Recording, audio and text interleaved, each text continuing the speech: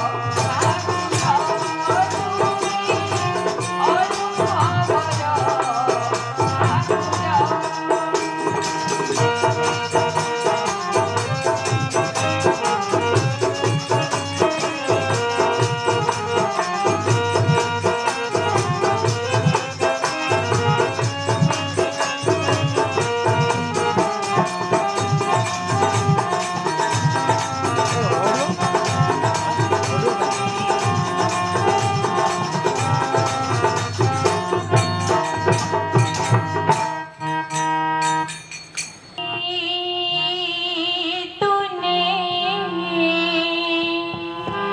অনুভবর रचाया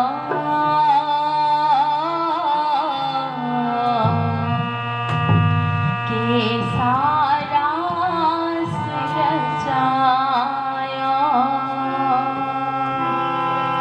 प्रेम जाल में फंस गया मनवा तुम बिन कुछ न सुहायो प्रेम जाल में फंस गया मनवा तुम बिन कुछ न सुहायो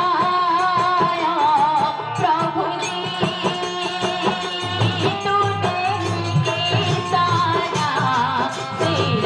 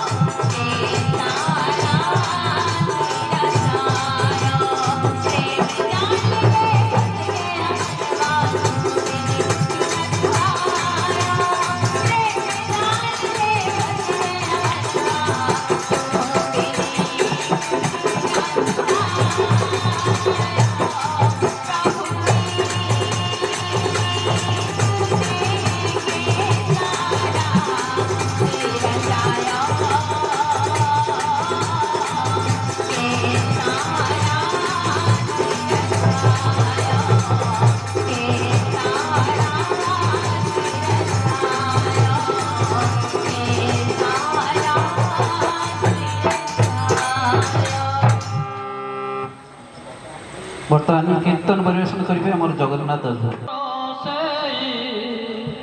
পরম প্রিয় প্রেম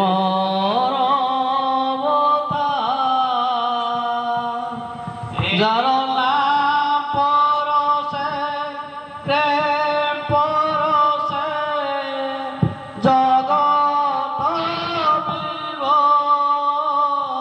যার নাম পরশে প্রেম পরশে জগত বিভ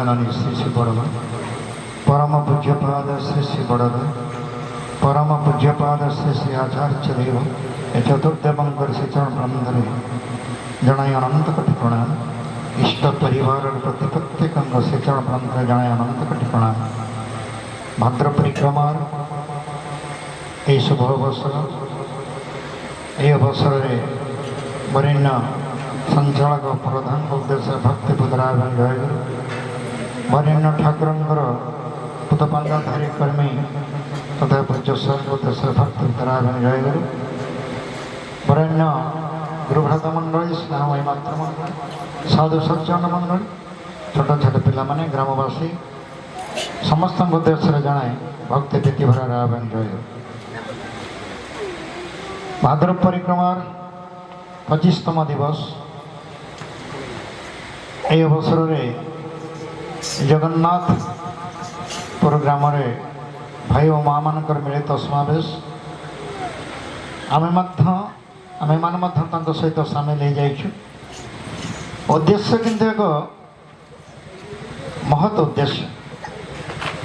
ଉପଲକ୍ଷ୍ୟ କ'ଣ ଥାଇପାରେ, ଲକ୍ଷ୍ୟ କିନ୍ତୁ ଗୋଟିଏ, ସେହି ପ୍ରଭୁଙ୍କର ପ୍ରତିଷ୍ଠା, ଇଷ୍ଟ ସ୍ୱାର୍ଥ ପ୍ରତିଷ୍ଠା, इष्टंकर प्रतिष्ठा प्रभुंकर प्रतिष्ठा यही लक्ष्य नहीं आम प्रत्येक अंत से छुट्टी आसे प्रभुंक शिक्षण प्रांत को तांकर निकटर तांकर शिक्षण प्रांत बसवा मन भरी प्राण भरी उपभोग करवा विभिन्न ढंगरे विभिन्न छंदरे विभिन्न भाव ये जो जाजन कथा रही ठाकुर कथा आम सब शुणी थाए कही थाई जाजन चली प्रथम प्रार्थना तापरे पद्य जाजन गद्य जाजन कर्मी भाई मानकर कर्मर जाजन आ जो मैंने श्रोताबृंद अच्छा नीरव जाजन जाजन प्रति मुहूर्त प्रत्येक द्वारा ही करा जाउछि।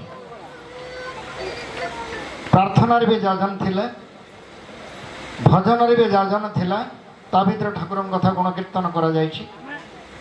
ए गद्य जाजन जो कथा किछि कहा जाउछि ये मध्य ठाकुर कथा आ ठाकुर दिव्य जीवन लीला को बाद दे जहाँ कि कह केवल व्यथा हम कथा हम ना तेणु ये समस्ते चेष्टा करि प्रभुंकर दिव्य जीवन तांकर दिया बाणी ताको आधार करी पद दीपद तो एपट सेपट को जापे किंतु लक्ष्य थी तांकरी कथा को नहीं किसी कथा कहवाई आउ तांको व्यतिरिक जदि किसी बाहरिया कथा कह जाए से गुड़िक खाली व्यथादायक हुए ताको आनंददायक हुए ना तेना समस्ते आम से प्रभुंकर गुण कीर्तन शुणुचे मजे जाइए कथाटा हूँ या जीवन में मनीष तांको पाइबा पाई ए जीवन लक्ष्य हूँ ईश्वर प्राप्त आउ कि नुहे जीवन लक्ष्य नुहे धन पाइबा जन पाइबा स्त्री पुत्र कोठाबाड़ी बैंक बालांस सब पाइबा यहाँ जीवन गोटे आवश्यक हो पारे जोटा कि गोटे गौण्य आवश्यकता अर्थात जीवनटा बंची रही कि गोटे मनीष भितर टेंडेन्सी रही ह्यूमन टेंडेन्सी युड़िक सब परिपूर्ण करने आनुषंगिक जिनस गुड़िक दरकार किंतु जीवन लक्ष्य हूँ ईश्वर प्राप्त एवं मनीष सही दायरे विभिन्न आड़े से खोजी बुले मठ मंदिर मस्जिद सब आड़े खोजी बुले पहाड़ पथर गुंफा अरण्य घन माने अगना अगणी वनस्थ भितर घूरी बुले केथे पहाड़ पथर निकट जा मुंड बाड़ाए ईश्वर को पाइबा और सही दिन कथाक्रम भगवान को खोजी बोलुवा मनुष्यटा दिते लक्ष्य तो ईश्वर प्राप्ति से गोटे भगवान को खोजी बोलुवा पागलटा भी से दिन धाई बोलूला से ईश्वर को कौटी पाइब कथाटा आप शुणी तथापि से कथा तो कह जाए सब सियाल से एक डाक ठाकुर कहते सारा विश्व सियाल मैंने जेठी अच्छा डाक कितु गोटे प्रकार से हुके हु तेणु जिते बड़े जो भाव में कह ठाकुर को कथा से पागलटा से दिन भगवान को खोजुची खोजे खोजे जा घटनाक्रम में पहुँची जाइए बैद्यनाथ धाम पंडा मानकर सामने पड़ जा पंडा मान को कहूँ ये कौन मो भगवान अच्छा सब कहते मठ मंदिर कौन भगवान था आपण मैंने मो भगवान को टिके देखे दे पारे पंडा मैंने कहले एटा बद्ध पागलटा भगवान को देख ये आमे जीवन सारा पूजी पूजी भगवान को देखी पारिनु आम तो खाली पूजा करुचु ଏଠି ରାସ୍ତାରେ ଯାଇକି ଲୋକକୁ ରୁଣ୍ଡାଇ ଆଣୁଛୁ ଯେ ତୁମ ପୂର୍ବପୁରୁଷ ଆମ ବଂଶଧର ଆମେ ତୁମର ପୂଜକ ଥିଲୁ ଏଠି ଆସିକି ରହିବେ ଆସ ଶୀଘ୍ର ଆମରି ମାଧ୍ୟମରେ ଡଲା ଲଗା ଆଉ ଯାହା ଠଣଠଣି ପାଉଛ ପକାଉ ସେଇଟା ହେଉଛି କଥା। ଇଏ ଭଗବାନଙ୍କୁ ଖୋଜୁଛୁ ଡାଇରେକ୍ଟ ପାଇଛୁ ଆଉ ଭଗବାନଙ୍କୁ ଏଇଟା ବଦ୍ଧ ପାଗଳଟା ତାକୁ କହିଲେ ୟାକୁ ସମ୍ଭାଳିବା ଭାରି ମୁସ୍କିଲ ତାକୁ ପଠେଇଦେଲେ କହିଲେ ଏଇ ଯେଉଁ ନିକଟରେ ଗୋଟେ ଆଶ୍ରମ ଅଛି ସେଇଠି କ'ଣ କହୁଛନ୍ତି କାଳେ ଭଗବାନ ସେଇଠି ଅଛନ୍ତି ସେ ଅନୁକୂଳ ଆଶ୍ରମ କ'ଣ ଗୋଟେ ଅଛି ସେଇ ପରା କାଳେ ଭଗବାନ ଯଦି ତୋର ଭଗବାନଙ୍କୁ ପାଇବାର ଇଚ୍ଛା ସେଇଠିକି ଚାଲେ ଏଠି ଭଗବାନ କିଛି ମିଳନ୍ତିନି।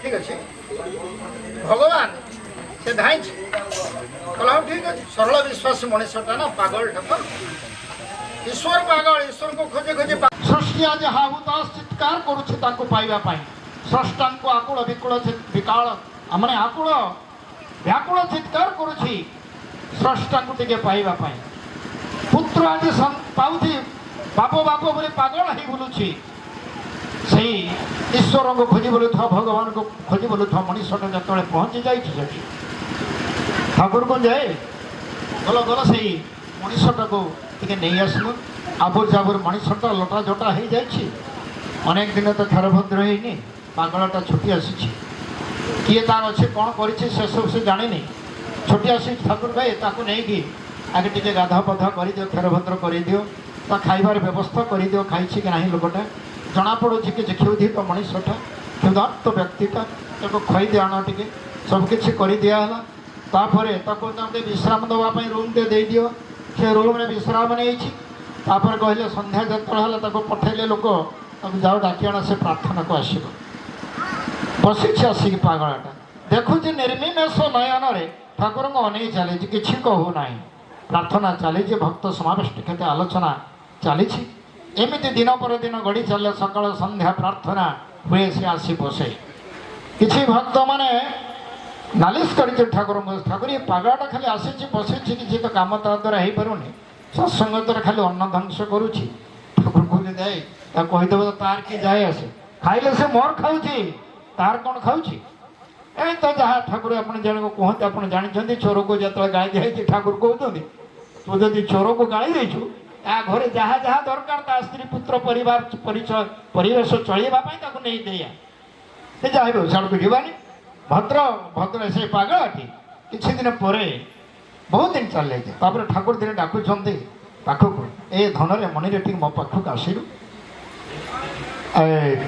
ତୋର କେହି କ'ଣ କିଛି ମନେ ପଡ଼ୁନି ପୂର୍ବ କଥା ତୋର କିଏ ଅଛନ୍ତି ସ୍ତ୍ରୀ ପୁତ୍ର ପରିବାର ବାପା ମା ଘର ବାଡ଼ି ସଂସାର କଥା କିଛି ମନେ ପଡ଼ୁନି ହଠାତ୍ ସମ୍ବିତ ଫେରି ପାଇଲା ଭଳି ମଣିଷଟା କହୁଛି ଠାକୁର ମୋର କାହିଁ ଆଜି ସବୁ କିଛି କିଛି ଝାପସା ମନେ ପଡ଼ୁଛି ନା କହିଲେ ସବୁ ତୋର କିଏ ଥିଲେ ଆମର ବାପା ଅଛନ୍ତି ମା ବି ଥିଲେ ସ୍ତ୍ରୀ ଅଛି ଛୁଆ ପିଲା ଅଛନ୍ତି ନା ଠାକୁର ଆଉ କିଛି ଆଗକୁ ଯାଉନାହାନ୍ତି କ'ଣ କେମିତି ପରିସ୍ଥିତି ହେଲେ ତୁ ଆସିବୁ ସେ କଥା କହୁନାହାନ୍ତି ତୋର କ'ଣ ଏଇ ଯେଉଁ ସେମାନଙ୍କୁ ଦେଖିବା ପାଇଁ ଇଚ୍ଛା ହୁଏନି ଠାକୁର କହୁଛନ୍ତି ହଁ ଠାକୁର ମୋର କାହିଁ ଆଜି କାହିଁକି ମନଟା ଟିକେ ବ୍ୟାକୁଳ ହେଉଛି ସେମାନଙ୍କୁ ଦେଖିଯିବା ପାଇଁ ନା ଠିକ୍ ଅଛି ତ ଯିବାର ବ୍ୟବସ୍ଥା ମୁଁ କରିଦେଉଛି ଦିନ ଧାର୍ଯ୍ୟ ହେଇଗଲା ଏବଂ ଗୋଟେ ଶ୍ୱଶୁର ଘରକୁ ଝିଅ ଯେତେବେଳେ ଯାଏ ବାପଟା ଯେମିତି ସଜାଇକି ଦିଏ ଯେଉଁ ଜାଣି ଯାଉଥିବ ଯାହା ଯାହା ଜିନିଷ ଆବଶ୍ୟକ ସବୁଗୁଡ଼ିକ କିଣା ହେଇଗଲା ତା ପାଇଁ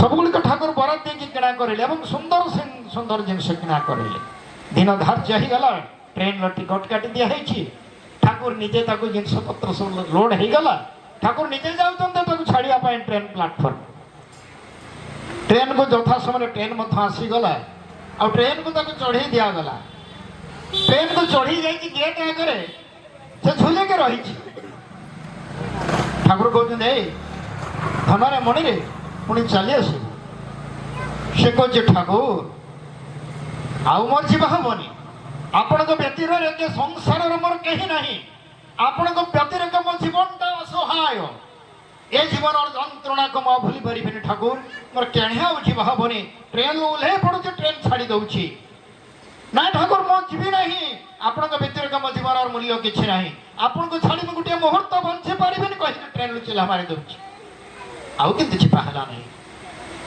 ଏଇ ତ ପାଗଳାର ଭଗବାନ ସେ ଜୀବଜନ୍ତୁଙ୍କର ଭଗବାନ ସେ ଗାଈଟାର ଭଗବାନ, ସେ ମାଙ୍କଡ଼ର ଭଗବାନ, ସେ କୁକୁରର ଭଗବାନ, ସବୁ କିଛି ଦେବ ସମଗ୍ର ଜୀବ ଜଗତର ଯେ ଜୀବ ଜଗତ ଜୀବନ କାରଣ କରୁଣାମୟ ପ୍ରଭୁ ତୁମରି ଦୟାରେ ଲଭିଛି ଜନ୍ମ ପାଇଅଛି ମୁଁ ଏସବୁ ଆଜି ଏ ପ୍ରଭାତେ କର୍ମ ଆରମ୍ଭେ ତୁମରି ଭୋଗର ଲାଗି ଇଷ୍ଟ ଭୃତିର ଅର୍ଘ ଦେଉଛି ଶ୍ରୀଚରଣ କୃପା ମାଗି। ସେ ସବୁରି ଜୀବ ଜଗତର ସେ କର୍ତ୍ତା। ମଣିଷ ତାଙ୍କୁ ବୁଝିପାରେ, ଏ ମଣିଷ ତାଙ୍କୁ ବୁଝିପାରେ ନା, ଜାଣିପାରେ ନା, କାରଣ ଜୀବଜନ୍ତୁ ବୁଝିଛନ୍ତି ସେମାନଙ୍କର କିଛି ଭୁଲ ହେନା। ପ୍ରକୃତି ଚେଞ୍ଜ କରେ ମଣିଷଟା, ଏ ମଣିଷକୁ ଚିହ୍ନିବା ଭାରି କଷ୍ଟ। ବାଘ ଭାଲୁ ଆମେ ଜାଣିଛୁ ତାଙ୍କର ନେଚର କ'ଣ, ତାଙ୍କ ପରିବର୍ତ୍ତନ କିଛି ହୁଏନି। ବଣର ବନ୍ୟ ଜୀବଜନ୍ତୁ ତାଙ୍କ ନେଚର ଆମେ ଜାଣିଛେ, କିଏ ହିଂସ୍ରକ କିଏ ଇତ୍ୟାଦି ଇତ୍ୟାଦି। ଯାହା ଯାହା ଜୀବଜଗତ ବୃକ୍ଷ ତରୁଲତା ତାଙ୍କ ନେଚର ପରିବର୍ତ୍ତନ ହୁଏନି। ଏ ନେଚରଟା ପରିବର୍ତ୍ତନ କରେ କେବଳ ମଣିଷ, କାରଣ ଏ ମଣିଷଟାକୁ ମଣିଷ ଦେଇଛନ୍ତି ସ୍ୱାଧୀନ ଇଚ୍ଛା ଶକ୍ତି। ମଣିଷ ଓ ଈଶ୍ୱର ଦେଇଛନ୍ତି ସ୍ୱାଧୀନ ଇଚ୍ଛା ଶକ୍ତି। ତ ଇଚ୍ଛାକୁ ଯାହା କରିପାରିବ, କାହିଁକି ନା କର୍ମଫଳଟା ତାହାରି ଭିତରେ ରୁହେ। ଜୀବଜନ୍ତୁଙ୍କର କର୍ମଫଳ କ'ଣ ଅଛି କି ନାହିଁ ମୁଁ ଜାଣେନି, କିନ୍ତୁ ଏ ମଣିଷର କର୍ମଫଳ ସେ ଏ ତିନି ପ୍ରକାର ମଣିଷ ଅଛନ୍ତି। ଭକ୍ତ ଠାକୁର କହୁଥିଲେ ଏ ତିନି ପ୍ରକାର ମଣିଷ ଅଛନ୍ତି। କ'ଣ କ'ଣ? ଗୋଟେ ହେଉଛି ପ୍ରକୃତିର ଊର୍ଦ୍ଧ୍ୱରେ ମଣିଷ ଅଛନ୍ତି, ପ୍ରକୃତି ସହିତ ସାଲିସ କରୁଥିବା ମଣିଷ ଅଛନ୍ତି, ଆଉ ପ୍ରକୃତି ପ୍ରକାର ନେଚରରେ ମଣିଷ ଅଛନ୍ତି। ନେଚର ପରିବର୍ତ୍ତନ କଥା କହିଲି ତ। ପ୍ରକୃତିର ଊର୍ଦ୍ଧ୍ୱରେ ମଣିଷ ଅଛନ୍ତି। ପ୍ରକୃତି ଊର୍ଦ୍ଧ୍ୱର ମଣିଷ ହେଉଛି ସେ ଜୀବନରେ ନିଜର କିଛି ବୁଝେ ନା, ନିଜର କିଛି ଅଛି ବୋଲି ବୁଝେ ନା। ଠାକୁର କହିଛନ୍ତି ତାଙ୍କ ମନ ସହିତ ମନ, ଯେଉଁଟାକି ବଡ଼ମାନଙ୍କର ଥିଲା, ଯେଉଁଟାକି ବଡ଼ଦାଙ୍କର ଇଷ୍ଟ ପରିବାର ଦେଖିବାକୁ ମିଳେ। ସେମାନେ କିଛି ବୁଝନ୍ତୁନି, କେବଳ ଠାକୁର ଯାହା କହିଦେଇଛନ୍ତି ସେଇଟା ହିଁ ସତ୍ୟ। ତାଙ୍କ ନିଜସ୍ୱ ଚିନ୍ତାଧାରା, ନିଜସ୍ୱ ମନ ବୋଲି କିଛି ନାହିଁ, ନିଜସ୍ୱ ଭୋଗ ଉପଭୋଗ ବୋଲି କିଛି ନାହିଁ, ସ୍ତ୍ରୀ ପୁତ୍ର ପରିବାର ଆତ୍ମୀୟ ସ୍ୱଜନ ବୋଲି କିଛି ନାହିଁ। ଆତ୍ମୀୟ ତ ପରମାତ୍ମୀୟ କେବଳ ଠାକୁର। এই জীবনের আউ কিছু ସେମାନେ ବୁଝନ୍ତି ନାହିଁ। ଆଉ ତାଙ୍କୁ ପରିପୂରଣ କରିବା ଜୀବନର ଲକ୍ଷ୍ୟ, ତାଙ୍କ ଇଚ୍ଛାକୁ ପୂର୍ଣ୍ଣ କରିବା ଜୀବନର ଲକ୍ଷ୍ୟ। এই ଲକ୍ଷ୍ୟ ଯେଉଁମାନଙ୍କ ରହିଛି ସେମାନେ ପ୍ରବୃତ୍ତିର ଊର୍ଦ୍ଧ୍ୱରେ ମଣିଷ, ଆଉ ପ୍ରକୃତି ସହିତ ସାଲିସ କରୁଥିବା ମଣିଷ। 80% ଲୋକ ହେଉଛି ସେଇଥିରେ।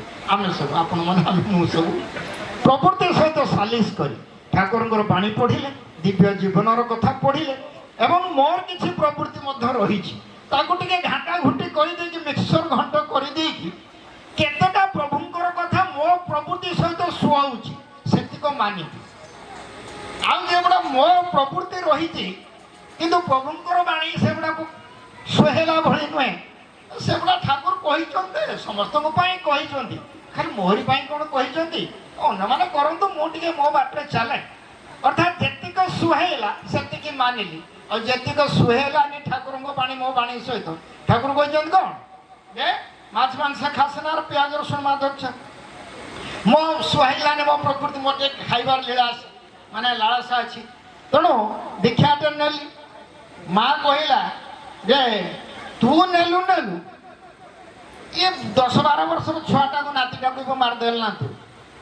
ତାର କୋଉଠୁ ଟିକେ ବାହାଘର ବ୍ରତ ଘରକୁ ମାନେ 2 ପିସ୍ ଟିକେ ଲୋଭ ଥିବ, ତାକୁ ବି ତୁ ସାରିଦେଲୁ। ତୁ ତ ଗଲୁ 3-5, ତାକୁ ବି ସାରିଦେଲୁ। ଅର୍ଥାତ୍ ଆମର ଯେଉଁ ଲୋଭ ଲାଳସା ରହିଛି ସେ ପ୍ରବୃତ୍ତିଟାକୁ ଆମେ ଆଉ ଛାଡ଼ି ପାରିଲେ ନାହିଁ।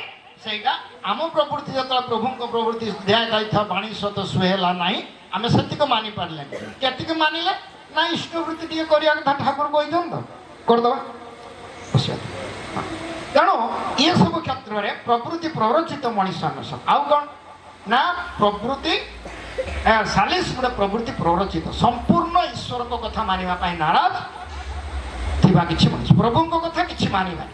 ଆମେ ଆମ ଭଳି ଚାଲିବା, ଯେଉଁଟାକି ଜଗତର କଥା, ଠାକୁରଙ୍କର ଦୀକ୍ଷାର କଥା କହିଲେ, ଠାକୁରଙ୍କ ଦିଗକୁ ଆସିବା ପାଇଁ କହିଲେ ମଣିଷ ଆଉ ଆସିପାରନ୍ତି ନାହିଁ। ଅର୍ଥାତ୍ ଆମର ଚଳନ ଚରିତ୍ର ଗୁଡ଼ିକ ଆମେ ଠାକୁରଙ୍କ ଦିଗ ଦେଇକି ଆଉ ନେଇପାରୁ ନାହିଁ। ସେଇଠି ହେଲେ ପ୍ରକୃତି ପ୍ରରୋଚିତ ଅର୍ଥାତ୍ ସମ୍ପୂର୍ଣ୍ଣ ପ୍ରବୃତ୍ତି ଦ୍ୱାରା ବଶ ହେଇଥିବା ମଣିଷ। ତେଣୁ ଏଇଭଳି ମଣିଷ ଯେତେବେଳେ ଅଛନ୍ତି ସେମାନେ ଠାକୁରଙ୍କ ଚଟି ଗ୍ରହଣ କରିପାରିବେ ନାହିଁ।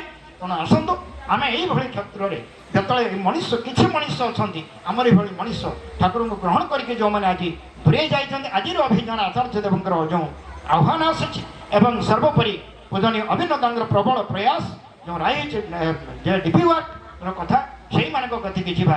ଯେଉଁମାନେ ଅଜ୍ଞତାବଶତଃ ହଉ, ଆମର ଅବହେଳା ଯୋଗୁଁ ହଉ, ବା ଆମେ ସେଥିପାଇଁ କିଛି ଅପରାଧ ମଧ୍ୟ ଅର୍ଜନ କରିଛୁ ତାଙ୍କୁ ଯୋଗାଯୋଗ କରିପାରିନାହୁଁ, ସେମାନେ ଯେ ଦୂରେଇ ଯାଇଛନ୍ତି ସେମାନଙ୍କ ନିକଟକୁ ଯିବା, ସେମାନଙ୍କୁ ଆପଣାର କରିନେବା, ସେମାନଙ୍କୁ ଠାକୁରଙ୍କୁ ନିକଟକୁ ନେଇ ଆସିବା, ସେମାନଙ୍କର ଦୁଃଖ ଦୁର୍ଦ୍ଦଶା ମାନେ ଅଭାବ ଅଭିଯୋଗର କଥା ପାରିବା ତ ଶୁଣିବା ଏବଂ ତାଙ୍କୁ ଯଦି ପାରିବା ତ ଅବନୋଦନ କରିବାର ପ୍ରୟାସ କରିବା ଏବଂ ସମସ୍ତେ ଯେମିତି ଆମେ ସେ ପ୍ରଭୁଙ୍କର ମନର ମଣିଷ ହେଇଯିବା, ତାଙ୍କରି ନିକଟରେ ତାଙ୍କର ମନର ମଣିଷମାନଙ୍କୁ ଭେଟିଦେବା, ପ୍ରଭୁ ଖୁସି ହେବେ, ତାଙ୍କରି ମୁଖର ହସ ଫୁଟି ଉଠିଲେ ସାରା ଜଗତ ହସିବ।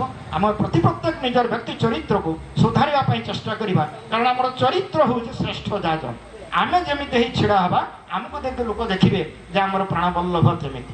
ଯାହା ବି ହଉ ସମସ୍ତଙ୍କର ପୁଣି ଥରେ ଏ ଗ୍ରାମବାସୀ ଯେଉଁମାନଙ୍କ ଆୟୋଜକ ସମସ୍ତେ ଯେଉଁ ଉଦ୍ଦେଶ୍ୟର ଏଇ ଯେଉଁ ସତ୍ସଙ୍ଗ ପ୍ରଦାନ କରିଛନ୍ତି ସମସ୍ତଙ୍କର ସେଇ ଉଦ୍ଦେଶ୍ୟ ସଫଳ ହେଉ। ପରମପିତା ଦୟାକରି ସେମାନଙ୍କର ଭିତରେ ସେ ଇଷ୍ଟୀକୃତ ଜୀବନ, ସେମାନଙ୍କ ଇଷ୍ଟଛଳ ଜୀବନ ସମସ୍ତଙ୍କ ଭିତରେ ପୁଣି ଜାଗି ଉଠୁ। ଆପଣମାନଙ୍କର ସମସ୍ତଙ୍କର ଶାନ୍ତି ସ୍ୱସ୍ତି ସୁଦୀର୍ଘ ନିରାମୟ ଜୀବନ ପ୍ରଭୁଙ୍କ ଶିକ୍ଷଣ ପ୍ରାନ୍ତ ପ୍ରାର୍ଥନା ରଖି ମୋର କଥାକୁ ଏଠି ବିଶ୍ରାମ ଦେଉଛି। ଜୟ ଗୁରୁ। ଅଧୈର୍ଯ୍ୟ କର୍ମୀ ଆମର ନାୟକ ଭାଇ ଅଛନ୍ତି, ତାଙ୍କ ନିବେଦନ କରିବି। ଆଲୋଚନାଟା 10 ମିନିଟ୍ ଭିତରେ ରଖିବେ। ଗଣଯାତ୍ରା ଜାଗତି ପରସ୍ପନ୍ଦେ ଜୀବନ ଜୀବନ ସତ୍ପୁର ପରମ ଦାସ ଶ୍ରୀ ଶ୍ରୀ ଠାକୁରଙ୍କର ଚରଣ ବିନ୍ଦରେ ମୋର ଅନନ୍ତ କୋଟି ପ୍ରଣାମ। ଜଗତ ଜନନୀ ବିଶ୍ୱ କଲ୍ୟାଣମୟୀ ଶ୍ରୀ ଶ୍ରୀ ଲକ୍ଷ୍ମୀମାଙ୍କ ଚରଣ ବିନ୍ଦରେ ମୋର ଅନନ୍ତ କୋଟି ପ୍ରଣାମ। ପରମ ପୂଜ୍ୟପାଦ ଶ୍ରୀ ଶ୍ରୀ ବଡ଼ଦାଙ୍କ ଚରଣ ବିନ୍ଦରେ ମୋର ଅନନ୍ତ କୋଟି ପ୍ରଣାମ। ପରମ ପୂଜ୍ୟପାଦ ଶ୍ରୀ ଶ୍ରୀ ଆଚାର୍ଯ୍ୟ ଦେବଙ୍କ ଚରଣ ବିନ୍ଦରେ ମୋର ଅନନ୍ତ କୋଟି ପ୍ରଣାମ। ଠାକୁର ପରିବାରର ସମସ୍ତ ସଦସ୍ୟଙ୍କ ଚରଣ ବିନ୍ଦରେ ମୋର ଅନନ୍ତ। ଆଜିର ଏହି ସାନ୍ଧ୍ୟ ସତ୍ସଙ୍ଗରେ ବରେଣ୍ୟ ପୁରୋଧା ତଥା ଋତିକ ମହୋଦୟ ଯତୀନ ଭାଇ, ଠାକୁରଙ୍କର ଅଧୈର୍ଯ୍ୟ କର୍ମୀ ଭଗୀରଥ ଭାଇ, ସମସ୍ତ ପ୍ରାଣର ଗୁରୁ ଭାଇ, ମାତୃମଣ୍ଡଳୀ, ଛୋଟ ଛୋଟ ପିଲାଏ, ଏ ଗାଁର ସମସ୍ତ ଗ୍ରାମବାସୀମାନେ ସମସ୍ତଙ୍କର ହାର୍ଦ୍ଦିକ ରାଜପଥ ଜୟ। ପରମ ସୌଭାଗ୍ୟ ଆମ ସମସ୍ତଙ୍କର ସେଇ ପ୍ରଭୁଙ୍କର ଚରଣାବିନ୍ଦରେ ଆମେ ଏକତ୍ରିତ ହୋଇ ବର୍ତ୍ତମାନ ପର୍ଯ୍ୟନ୍ତ ତାଙ୍କର ଗୁଣଗାନ କରୁଥିଲେ। ଭଜନ ଭିତର ଦେଇ, କୋରସ ଭିତର ଦେଇ, କୀର୍ତ୍ତନ ଭିତର ଦେଇ ଆମ ପୂର୍ବରୁ ଭଗୀରଥ ଭାଇ ଠାକୁରଙ୍କର ବିଭିନ୍ନ ଦିଗ ଦେଇ କଥା କହି କରିଥିଲେ।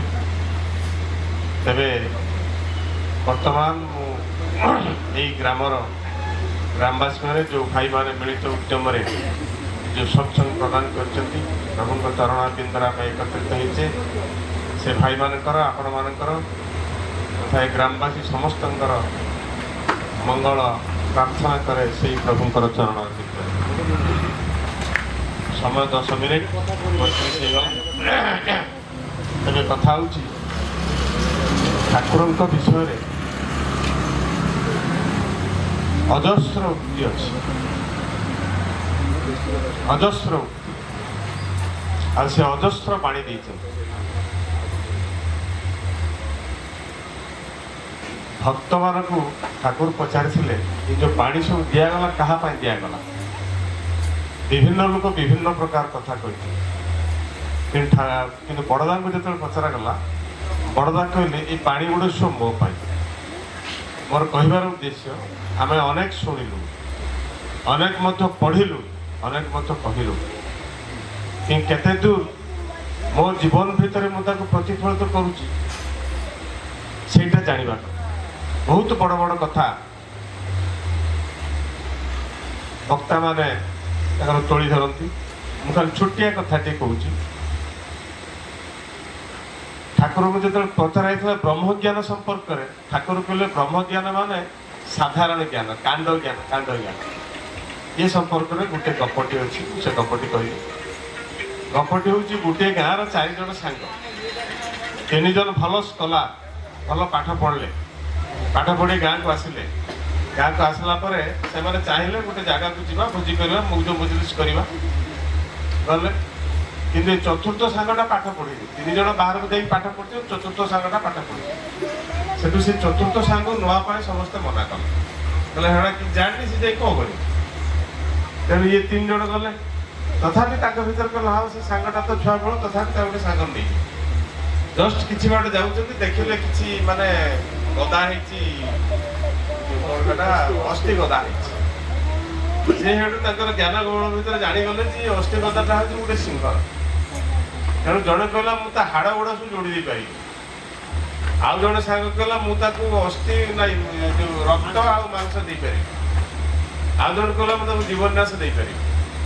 ସବୁ ତାଙ୍କ କାମର ଆରମ୍ଭ ଯେତେବେଳେ କରିବା ପାଇଁ ଚାହିଁଲେ ଚତୁର୍ଥ ସାଙ୍ଗଟି କହିଲା ଯେହେତୁ ସେଟା ଗୋଟେ ଯୋଉ ଭାଇ କହୁଥିଲେ ପଶୁ ପକ୍ଷୀ ତାଙ୍କ ସମସ୍ତଙ୍କର ନେଚର ଅଛି, କାରଣ ସେମାନେ ସମସ୍ତେ ପ୍ରକୃତି ଦ୍ୱାରା ପରିଚାଳିତ, କିନ୍ତୁ ମଣିଷକୁ ଯୋଉ ଦିବ୍ୟ ଜ୍ଞାନ ଦିଆହେଇଛି, ମଣିଷ ତା ଦ୍ୱାରା ମାନବିକତା ଅଛି ବୋଲି ତା ନାଁ ହେଲା ମଣିଷ।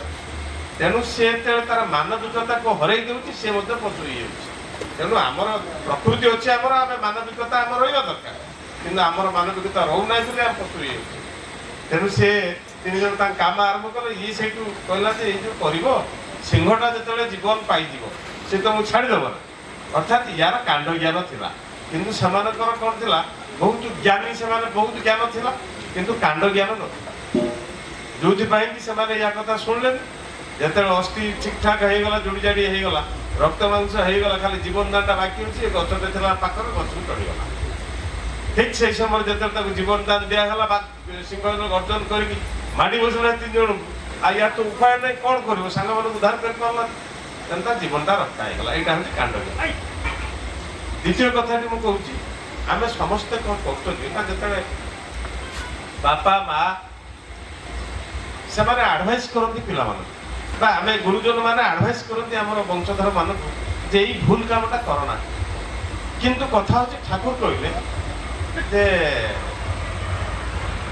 it is wise to think of remedy, not to blame others। ମାନେ ଗୋଟେ ସମସ୍ୟାଟା ହେଇଗଲାଣି, ସେ ସମସ୍ୟାଟାକୁ ଇଏ କଲା କ'ଣ କଲା ସେ ବିଷୟରେ ଭଗୀରଥ ଭାଇ କଲା, ଇଏ ବ୍ରହ୍ମାନନ୍ଦ ଭାଇ କଲା, ତୁ କାହିଁ କଲୁ, ଇଏ କଲୁ ସେ କଲୁ, ବରଂ ସେ ବିଷୟରେ ତର୍ଜମା କରିବା ଅପେକ୍ଷା ରିମେଡିଟା କେମିତି ହବ, ଏ ସମସ୍ୟାରୁ କେମିତି ଆମେ ଉଦ୍ଧାର ପାଇଯିବା, ସେଇଟା ଚିନ୍ତା କରିବା ହେଉଛି ୱାଇସ୍ର କାମ, ବୁଦ୍ଧିମାନର କାମ। ସେଇଥିପାଇଁ ଠାକୁର ସେ ଚୋର ଆସନ୍ତୁ, ତସ୍କର ଆସନ୍ତୁ, ସେ ଉଦ୍ଧାର ପାଇଯିବ। ଏହା ସମ୍ପର୍କରେ ଗୋଟେ କଥା, କିଛି ପାରା ଉଡ଼ି ଉଡ଼ିକି ଯାଉଥିଲେ, ଦଳେ ପାରା, ତା ଦ୍ୱାରା ଯେ ବୁଢ଼ା ପାରା ତାର ତ ଏକ୍ସପିରିଏନ୍ସ ଅଛି, ଅଭିଜ୍ଞତା ଅଛି, ସେ କହିଲା ଯେ ଯଦି ଏ ଯେଉଁ ଜଙ୍ଗଲ ଭିତରେ ଯାଉଛି, ଯଦି କିଛି ମାନେ ଯେଉଁ ଖାଦ୍ୟ କଣା ପଡ଼ିଥିବ ସେଥିପାଇଁ ନଜର ଦେବନି। ୟଙ୍ଗ ଯେଉଁମାନେ ପିଜନ ସେମାନେ କହିଲେ ଇଏ ବୁଢ଼ା କଥା କ'ଣ ମିଳିବ, ଖାଦ୍ୟକୁ କିଏ ଛାଡ଼ିବ, ସେ ଯାହା ହଉ ତାର ଯାଉ ଯାଉ କିଛି ଦେଖିଲେ ଖାଦ୍ୟ, ଯେତେବେଳେ ବୁଢ଼ା ହେଇଛି ସେ କହିଲେ ଦେଖ ସେଠି ନଜର ଦେବନି, କିନ୍ତୁ ଇଏ ତା କଥା ଶୁଣିଲେନି, ଝାମ୍ପି ପଡ଼ିଲେ ପୁରା। ଯେତେବେଳେ ଝାମ୍ପି ପଡ଼ିଲେ ମାନେ ଶିକାରୀ ତାର ଜାଲ ବିଛେଇ ଦେଇଛି, ଫସିଗଲେ, ସବୁ ଜାଲର ବନ୍ଧା ହେଲେ, କିନ୍ତୁ ବୁଢ଼ା ପାରା ସେପଟେ ତ ଉଡ଼ୁଛି।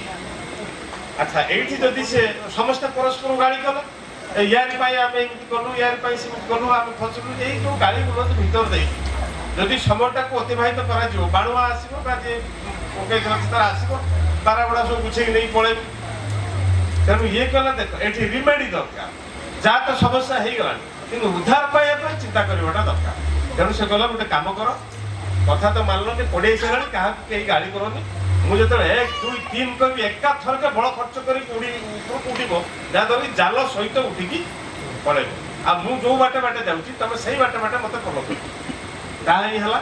ତେଣୁ ଯେତେବେଳେ 1 2 3 କଲା ସମସ୍ତେ ଉଠିଲେ, ଉପରକୁ ଉଠିବା ଦ୍ୱାରା କ'ଣ ହେଲା ନା ଉଡ଼ି ଉଡ଼ି ଚାଲ, ଜାଲକୁ ନେଇକି ଚାଲେ, ଇଏ ତାର ଶିକାରୀ ତାର ଅନେଇଛି, ଏକତା ହିଁ ବଳ, ଚାଲିଲେ ସେ ତାର ଚାଲିଲା। ସେ ଯେଉଁ ନଦୀ କୂଳର ତାର ଗୋଟେ ସାଙ୍ଗ ଥିଲା ମୂଷା, ତା ନା ହିରଣ୍ୟକ ନା କ'ଣ, ଯାହା ହଉ ସେଠି ପହଞ୍ଚିଲେ, ହିରଣ୍ୟକୁ ଡାକ ମାରିଲା, ତା ସାଙ୍ଗ କହିଲା ଭାଇ ବିପଦ ପଡ଼ୁଛି, ତୁ ଯାହା ନା କ'ଣ ବିପଦ ନା ଏମିତି ଏମିତି ଘଟଣା। ସେ ଆସିଲା, ଜାଲକୁ କାଟିଦେଲା, କାଟି କୁଟି ଦେଇକି ସଫା କରିଦେଲା, ଏସବୁ ଫ୍ରି ହେଇଗଲା। ମୋର କହିବା କଥା ଅଛି ରିମେଡିଟା ଦରକାର ନା ସମସ୍ୟା ସୃଷ୍ଟି ହେଇଗଲା ପରେ ଗାଳି ଗୁଲୋଜ କରିବା ଦରକାର, ରିମେଡି। ରିମେଡିଟା କେମିତି ହବ, ଏ ହେଲା ଦ୍ୱିତୀୟ କଥା।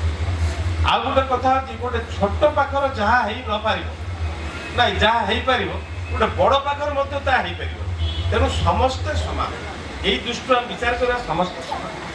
ବ୍ଲେଡଟା ଯେଉଁ କାମ କରିବ ଶାବଳଟା ସେ କାମ କରିବନି, ଶାବଳଟା ଯେଉଁ କାମ କରିବ କୁରାଢ଼ଟା ସେ କାମ କରିବ। ମୋର ଏଇ ଚିନ୍ତା ଗୁଡ଼ାକ ମୁଁ ଯେତେବେଳେ ଛାଡ଼ା ଯାଏ ସେତିକି ବେଳେ ମାନେ ନିରୋଳାରେ ବସିଲେ ମୋର ଏଇ ଭଲ ଭଲ କଥା ସବୁ ମାଇଣ୍ଡକୁ ଆସେ। ଶାବଳ କ'ଣ ଗଛକୁ କାଟିପାରିବ, ସେ ମାଟି ତାଡ଼ିପାରିବ, କିନ୍ତୁ ଗଛକୁ କାଟିବ କୁରାଢ଼ୀ। ଆଚ୍ଛା, କ୍ଷେର କରିବ, ବ୍ଲେଡ୍ କ୍ଷେର କରିବ ନା ଶାବଳର କ୍ଷେର ହେବା ନା କୁରାଢ଼ର କ୍ଷେର ହେବା, ତେଣୁ ପ୍ରତ୍ୟେକଙ୍କର କାମ ହେଉଛି ଅଲଗା। ଥରେ ଗୋଟେ ବିରାଟ ବଡ଼ ସିଂହ ସେ ଗୋଟେ ଗଛ ମୂଳେ ଶୋଇଛି, ମୂଷାଟେ ସେ ଉପରେ ଅଛି। ହଠାତ୍ ସେ ସିଂହ ଶୋଇଛି, ମାନେ ତାକୁ ଡର ଲାଗିଲା, ସେ ଖସି ପଡ଼ିଲା। ସିଂହ ତାକୁ ଧରିନେଲା। ଯେତେବେଳେ ତାକୁ ଧରିନେଲା, କହିଲା ଆଜ୍ଞା ମହାରାଜ ମୋତେ ଛାଡ଼ି ଦିଅନ୍ତୁ, ଆପଣ ଯେତେବେଳେ ବିପଦରେ ପଡ଼ିଥିବେ ମୁଁ ଉଦ୍ଧାର କରିବି। ଅବଶ୍ୟ ବୁଝିଗଲା ସିଂହ, କହିଲା ଏଇଟା ପଳେ ମାଂସ ହବନି, ଆଉ ଖାଇଲେ କ'ଣ ହଉ, ସେ କହୁଛି ଛାଡ଼ିଦେବା, ଦେଖିବା କ'ଣ କରିବ ସେ। ଯାହା ହଉ ଏମିତି କିଛି ଦିନ ଯାଇଛି ସେ ବଣରେ ଜାଲ ବିଛେଇ ଦେଇଛି ଶିକାରୀ, ଏବଂ ସେ ଜାଲରେ ଫସିଯାଇଛି। ଗର୍ଜନ କରୁଛି ମୂଷାଟି, ସେ ଯେଉଁ ପ୍ରତିଶୋଧ ଦେଲା, ମୂଷାଟି ତା ଗର୍ଜନ ଶୁଣିଲା। ଗର୍ଜନ ଶୁଣିକି ଧାଇ ଯାଇକି ସେଠି ପହଞ୍ଚିଗଲା। ପହଞ୍ଚେଇକି ଜାଲକୁ କାଟିଦେଲା, କାଟି ଦେଇକି ତାର ସିଂହକୁ ଉଦ୍ଧାର କରିଦେଲା। ମୋର କହିବାର ତାତ୍ପର୍ଯ୍ୟ ହେଉଛି ପ୍ରତ୍ୟେକଙ୍କର କାମ ଅଲଗା।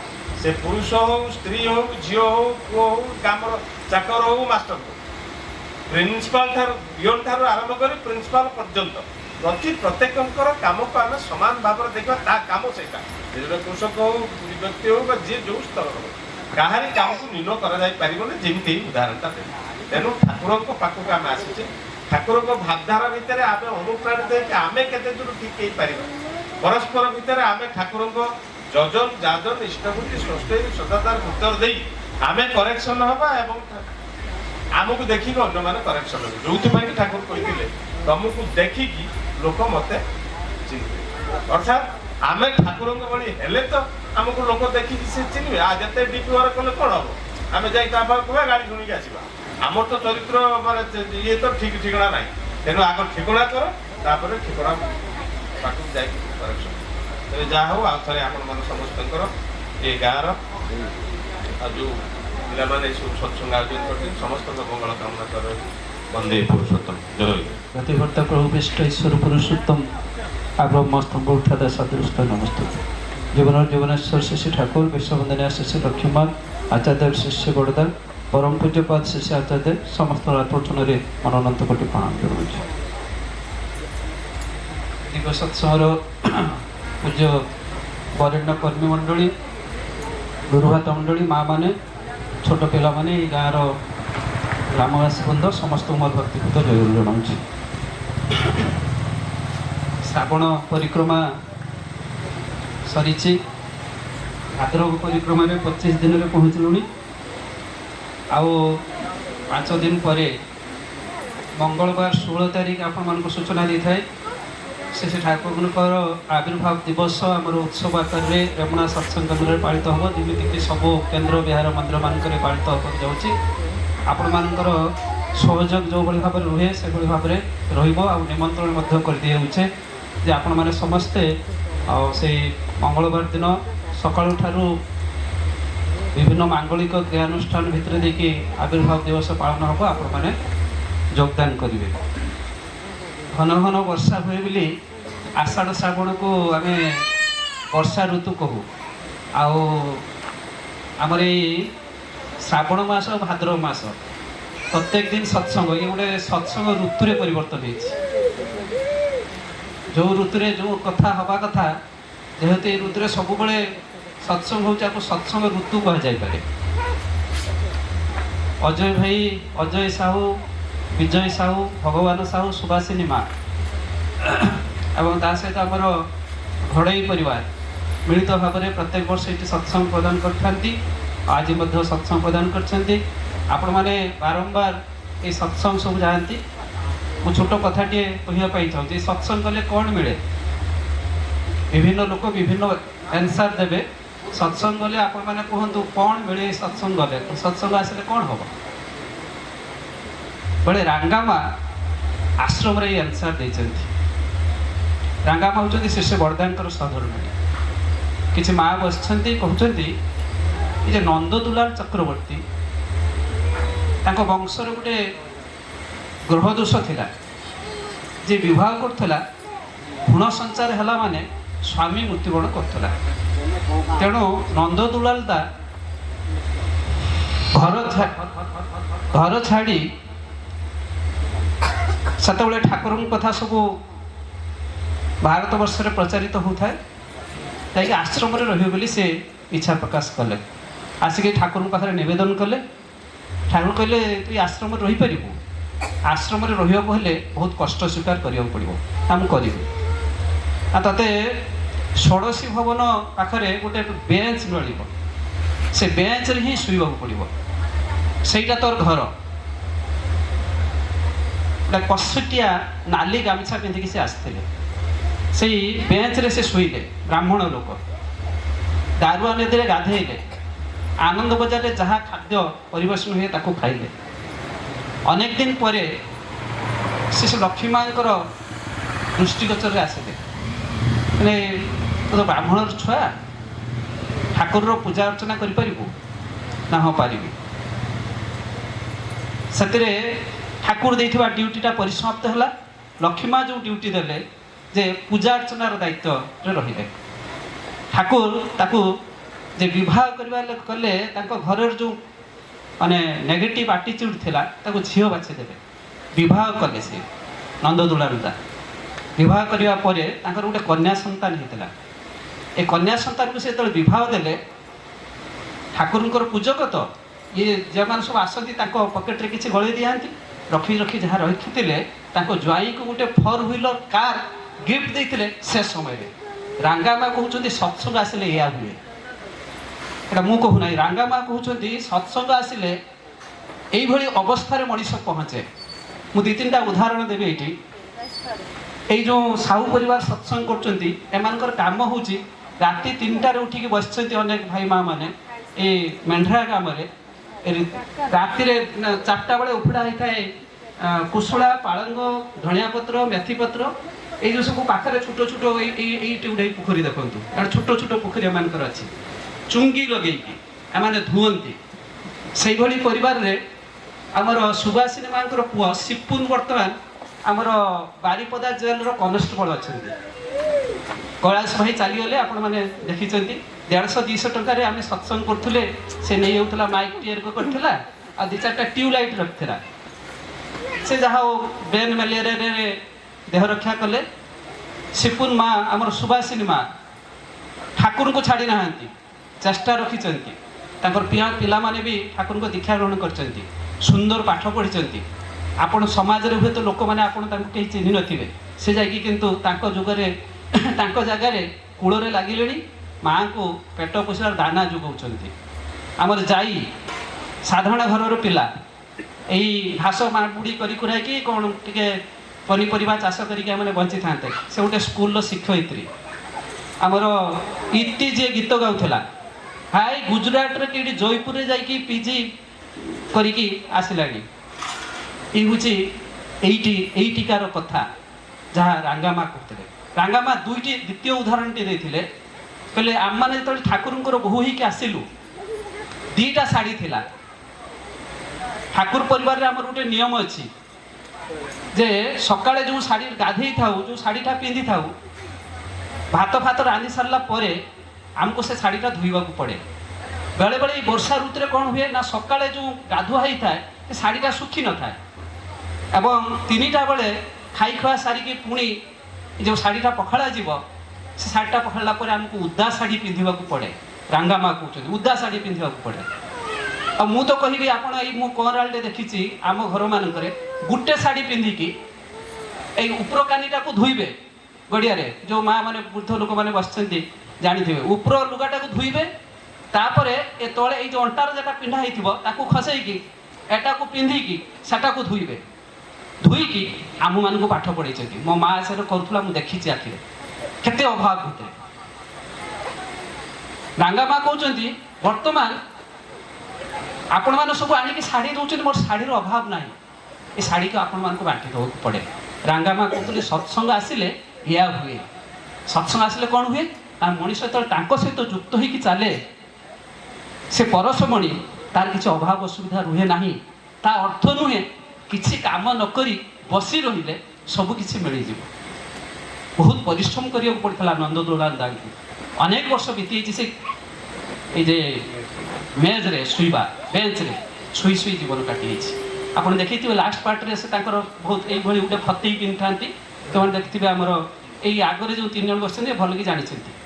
ଏଇ ଗୋଟେ ଫତେଇଟେ ପିନ୍ଧିଥାନ୍ତି ଏବଂ ସେ ସାଇକେଲ ଚଢ଼ିକି ଆସୁଥିଲେ। ମୁଁ ଯେତେବେଳେ ନୂଆ ନୂଆ ଗଲି ଆଶ୍ରମକୁ, ଇଏ କିଏ ମୁଁ ତାର ପରିଚୟ, ମୋତେ ବୈକୁଣ୍ଠନାଥ ସାହୁ এই কথাটি মতে কইଥିଲେ ଯୋଉ কথাটি ଆପଣଙ୍କୁ କହିଲି ମଣିଷ ଯଦି ତାଙ୍କ ସହିତ ଲାଖି ହେଇକି ରୁହେ ଅଭାବ ଅସୁବିଧା ଆସେ ନାହିଁ କଥା ପ୍ରସଙ୍ଗରେ ଆମ ଇତିହାସର ଗୋଟେ କଥାଟିଏ କହୁଛି ରାଜା ବିକ୍ରମାଦିତ୍ୟ ଦ୍ୱିତୀୟ ଚନ୍ଦ୍ରଗୁପ୍ତ ଗୁପ୍ତ ଯୁଗ ସମୟର କଥା କାହାଣୀଟି ହେଉଛି ଦ୍ୱିତୀୟ ଚନ୍ଦ୍ରଗୁପ୍ତଙ୍କ ସମୟରେ ଭାରତବର୍ଷର ଅଭାବ କିଛି ନାହିଁ ବିରାଟ ଭାରତର ସମ୍ରାଟ ସିଏ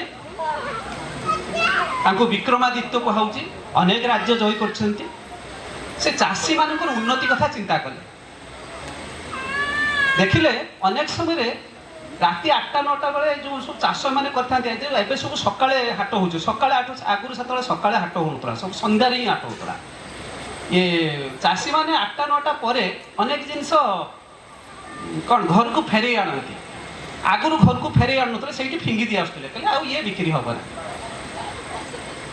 ରାଜା ଗୋଟେ ଘୋଷଣା କରିବାକୁ କହିଲେ ମନ୍ତ୍ରୀକୁ ଯେ ତୁମେ ଘୋଷଣା କର ଯେଉଁ ଚାଷୀମାନେ ସବୁ ନେଇଯାଉଛନ୍ତି ଫେରେଇ ନେଇଯାଉଛନ୍ତି ଫିଙ୍ଗି ଦେଇଯାଉଛନ୍ତି ଏ ପ୍ରକାର କରାଯିବନି ଚାଷୀମାନଙ୍କର ଉନ୍ନତି କେମିତି ହେବ ତ ରାତି 9ଟା ପରେ ସରକାରୀ ରେଟ୍ରେ ରାଜକର୍ମଚାରୀମାନେ ତାଙ୍କର ବଳିଥିବା ଜିନିଷକୁ ସବୁ କିଣି ନେବେ ଯାହାଫଳରେ ଚାଷୀମାନେ ଅଡ଼ୁଆରେ ପଡ଼ିବେ ନାହିଁ ଘୋଷଣା କରିଦିଆଗଲା ରାଜକର୍ମଚାରୀମାନଙ୍କୁ ସେଠି ନିଯୁକ୍ତି କରିଦିଆଗଲା ରାଜକର୍ମଚାରୀମାନେ ଦିନ ରାତି 8ଟାରେ ସବୁ ଗଲେ 9ଟା ପରେ ଯେଉଁମାନଙ୍କର ଥିବ ତାଙ୍କୁ ସବୁ କିଣି ଆଣିବେ ସବୁ କିଣା ଆଣିବା ଗଲା ଗୋଟେ ହାଟରେ ଜଣେ ଲୋକ ଗୋଟେ ଫଳ ରଖିକି ବସିଛି ଝୁଡ଼ିରେ ସେ ଫଳଟା କିମ୍ଭୂତି କୁମ୍ଭାକାର ହେଇଛି ଏଭଳି ଫଳ ସେ ଆମର ରାଜକର୍ମଚାରୀମାନେ ଦେଖିନାହାନ୍ତି କହିଲେ ଭାଇ ଏଇଟା କ'ଣ ନା ନାଁ ହେଉଛି ଦାରିଦ୍ର ମାନେ ଶୁଣିକି ଚମକିଲେ କହିଲେ ଦାରିଦ୍ର ନାମରେ ତ ଗୋଟେ କିଛି କ'ଣ ଫଳ ଅଛି ନା ରେଟ୍ କେତେ ନା ରେଟ୍ ହେଉଛି 5,000 ଟଙ୍କା ଯେତେବେଳେ 1 ନୂଆ ପଇସା ଅଛି ଅଧୁଲା ଅଛି ସେତେବେଳେ ସେ ତା ଫଳର ଦାମ ଦାରିଦ୍ର ନାମକ ଫଳର ଦାମ କହିଲାଣି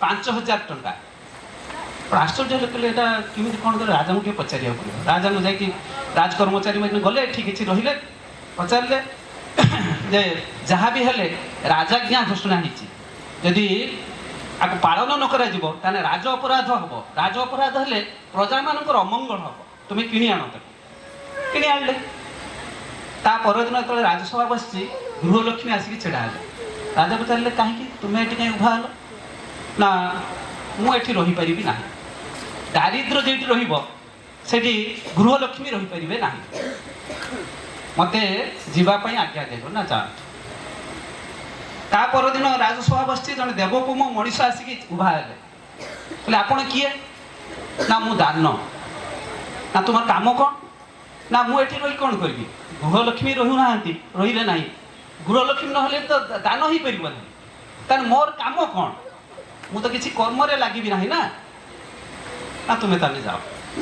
ତା ପରଦିନ ସେଇଭଳି ରାଜସଭା ବସିଛି ଜଣେ ଦେବପୋମ ମଣିଷ ଆସିକି ଉଭା ହେଲେ ତୁମେ କିଏ ନା ମୁଁ ଦୟା ନାଇଁ କ'ଣ ଚାହୁଁଛ ନା ମୁଁ ଏଠି କେମିତି ରହିବି ଏଠି ତ ମୁଁ ରହିପାରିବି ନାହିଁ ରାଜଲକ୍ଷ୍ମୀ ନାହାନ୍ତି ଦାନ ନାହିଁ ଆଉ ରାଜଲକ୍ଷ୍ମୀ ନହେଲେ ଧନ ସମ୍ପତ୍ତି ନ ରହିଲେ ଆଉ ଦାନ ଯଦି ନ ହେଇପାରିଲା ତାହେଲେ ଦୟାର ମୂଲ୍ୟ କ'ଣ ମୋତେ ପଳେଇ ଯିବାକୁ ପଡ଼ିବ ନା ଯା ତା ପରଦିନ ସେଇଭଳି ଏକ ଘଟଣା ଘଟିଲା ଜଣେ ଆସିକି ଛିଡ଼ା ହେଲେ ରାଜପୁତ୍ର ତୁମେ କିଏ ନା ମୁଁ ଚରିତ୍ର ଯେଉଁ କଥା ନାୟକ ଭାଇ କହୁଥିଲେ ଯେ ନା ତୁମେ କ'ଣ ଚାହୁଁଛ ନା ମୁଁ ଏଠି କେମିତି ରହିବି ନା ଏଇ ଚରିତ୍ର ପାଇଁ ମୁଁ ଦାରିଦ୍ରକୁ କିଣିକି ଆଣିଥିଲି କାହିଁକି ନା ଘୋଷଣା କରିଥିଲି ଯେ ଚାଷୀମାନଙ୍କର ଯାହା ବଳି ପଡ଼ିବ ତାହାକୁ କିଣାଯିବ ତେଣୁ ତାକୁ ଅନ୍ୟଥା କରାଯିବ ନାହିଁ ବୋଲି ତାକୁ କିଣିକି ଆଣିଥିଲି କିନ୍ତୁ ତୁମକୁ ଛଡ଼ା ଯାଇପାରିବ ନାହିଁ ଚରିତ୍ରକୁ ସେ ଛାଡ଼ିଲେ ନାହିଁ ଅର୍ଥାତ୍ ମୂଳ ଜିନିଷଟାକୁ ରଖିଲେ ରଖିବା ପରେ ପରବର୍ତ୍ତୀ ସମୟରେ ସମୟାନୁକ୍ରମେ ଧୀରେ ଧୀରେ ଧୀରେ ଧୀରେ ସମସ୍ତେ ଏ ଗୃହଲକ୍ଷ୍ମୀ ଦାୟନ ଦୟା ସବୁ ଆସିଲେ ଅର୍ଥାତ୍ ମୂଳଟା ଯଦି ଥାଏ ଅନେକ ସମୟରେ ଆମମାନଙ୍କର ସତ୍ସଙ୍ଗୀମାନଙ୍କର ମଧ୍ୟ ଅନେକ ସୁବିଧା ଅସୁବିଧା ଭିତରେ ଆମର ଜୀବନ ଚାଲେ କେତେବେଳେ କେତେବେଳେ ଖାଇବାକୁ ମଧ୍ୟ ଜୁଟେ ନାହିଁ ଯେଉଁଟାକି ଘଟିଥିଲା ଏଇ କୈଳାସ ଯିଏକି ସୁଭାଷିନୀ ମା ଏଇଠି ବସିଛନ୍ତି ନା ନାହିଁ ତାଙ୍କର ଯେଉଁ 2 ପୁଅ ବର୍ତ୍ତମାନ ପିଲା ମଣିଷ ହେଲେଣି ଯେତେବେଳେ କୈଳାସ ଚାଲିଗଲା ଆମେ ଏ ଘର ସହିତ ବହୁ ଭାବରେ ସମ୍ପୃକ୍ତ ଆମର ରମାକାନ୍ତ ଭାଇ ଆଉ ମୁଁ ବହୁବାର ଆସିଛୁ ପାଠ ପଢ଼ିପାରିଲା ନାହିଁ ସେ ପିଲା ତାକୁ ରମାକାନ୍ତ ଭାଇ ବହିପତ୍ର ଆଣିକି ଜୁଟେଇଲେ ଇଏ କାଗଜପତ୍ର ଆଣିକି ଦେଲେ ସେ ପିଲାମାନେ ଆଜି ମଣିଷ ହେଇକି ଛିଡ଼ା ହେଲେଣି ଦୁଃଖ ଯନ୍ତ୍ରଣା ଅଭାବ ଅସୁବିଧା ଆସିବ କିନ୍ତୁ ଠାକୁର ମୂଳଟା ଯଦି ଯେମିତି ଆମମାନଙ୍କର ଜୀବନରେ ଥାଏ ଛୋଟ କଥାଟିଏ କହିକି ସାରିବି ଠାକୁରଙ୍କର ସମୟର କଥା ଶ୍ରୀ ଶ୍ରୀ ଆଚାର୍ଯ୍ୟ ଦେବ बेले ए कथा तो बहु आगु शुणी जाजन रे किंतु श्री आचार्य देव बेले कर्मी सम्मेलन कथा कहते तेल किणवा कथा जो जाती सबू कौन सब ग्रोसारी सौदा सब किणा जाए किणा सारा देखिए आप चाउल जो मैंने आगुरी बिकुले चाउल 2 किलो दे देकी टिके पकईदेवे पनीपरिया दे सारिकी आगुरी होता एवं होना टिके दे दूसरे कहीं धर्मर भय था काड़े कमी आ टिके पकईदेवे आउ जो मैंने आणती से लाभ दरकार ये जड़े तेल ये आगुरी सब काच नहीं जाऊन कि ढंग ढंग ढंग ढंग डाक्तर किरोसिन काच नड़िया तेल काच सोरष तेल काच तेल किणी से तार कि कौन कर्म अच्छी तेल बुतले 1 लिटर किणी पूरा पूरी पूरी है से लाभ खोजुची दुकानी कौच लाभ केन्द्र नबू तोर तो बोतल पड़ी ना लाभ तो नब पड़ो छाड़बनी तार लोभ लगी से ये आमर बोतल तले टे खाल थाए कहला ये जगह अच्छी ये विरक्ति हो गला पूजा ना ये कौन दुकानी कहला हो ताने गोटे काम कर ये पकवान टीण पकवान आप बड़िया दुकान देखते तो कमी भिड़ ही थाए सब टीण देखेला उल्टी देला कहला उल्टी दे मुझे देदेमी तो लाभटा उल्टी देला दे उल्टी देला से पटे जो खालटा था से खालटार तार लाभटा देला ए लाभटा देला दुकानी तार कहूँ तो मूलटा कहीं मूलटा भी जाइए मूलटा आम समस्ते लाभ पछरे लाभ हूँ धन संपत्ति टंका बाड़ी कोठा बिल्डिंग आ मूलधन होती ईश्वर पुरुषोत्तम दैवी शक्ति जे ईश्वर पुरुषोत्तम दैवी शक्ति को ये मूलटा को रखिक चले मूलधनटा जदि थाए आउ सब जिनस आसी जहाँ सत्संग शिक्षा दि जाए सत्संग आसिले आम मैंने सब प्रार्थना करें दिव्य ग्रंथ इत्यादि पाठ कर भजन कीर्तन भितर अनेक मेसेज थाए बोली भगीरथ भाई कहते ये सब कथा को आम शुणी देकी पलि गले हेनी जो नित्य नैमित्तिक भाव में सकाल आम अधिका कौन कर सका उठुचे उठिले आम पाड़ को जाऊे पिला छुआ कथा चिंता करुले ये ठाकुर को धरचे बोली आउ टिके कथा आमको कहुई कौन ना सका उठिक जी ते आखि कान गोड़ नाक देते ये पानी पवन आलु जी देते विषय बाबद ये 2 आखि पता नाकर मिलन स्थल ये आज्ञा चक्र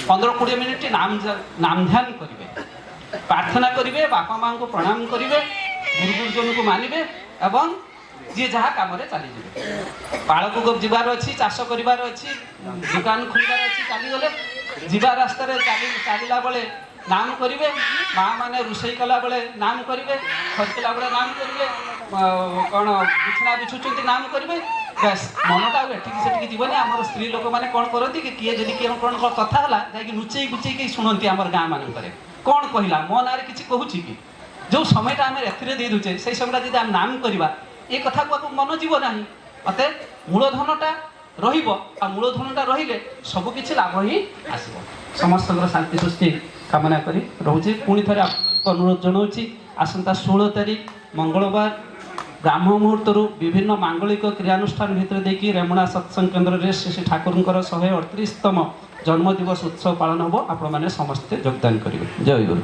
कृष्ण कृष्ण गोविंद गोविंद